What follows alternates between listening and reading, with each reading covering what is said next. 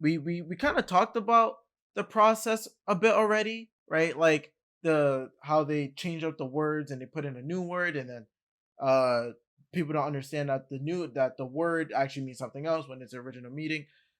Uh I when I'm in class and I'm listening to my the teachers who are ideologues, there's indoctrination happens in a certain way, and I will explain it in the way I've seen it, and Maxim can explain it in the way he's seen it, and curricula he's seen around the globe.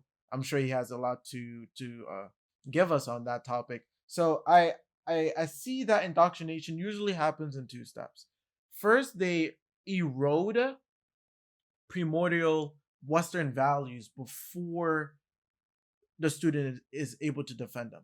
So our children kind of grow up with their default settings on Western values, right? But they're unable to explain them, right? It is only later they're able to say, well, this is the reason. This is the reason why modernism is better than postmodernism, or this is the reason why colorblindness is better than race, and that's I guess part of the reason why they go for students who are so young.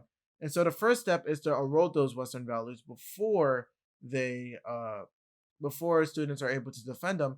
And the second step is uh finally putting in absolutist principles for the left.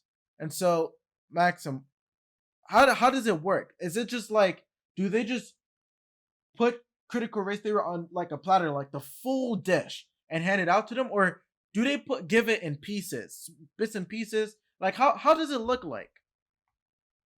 I mean, you're getting a lot of these points 100% correct. At first, at younger ages, mainly before middle school and then fading into middle school, they erode your ability to explain what's good about the Western world or Western ideas, such as freedom, liberty, true justice, the ability to carry firearms and to defend yourself from a tyrannical government, the ability to speak freely. They make sure that they don't teach you that stuff, and you erode your ability to understand words to explain it over time. That's why you have such bad literacy rates at schools nowadays. That's actually the reason why they want people to have bad literacy rates so that they can't explain the values that have come with this country. So they do that at first, just like you said. And then over time, it starts off with the language, like we were talking about before.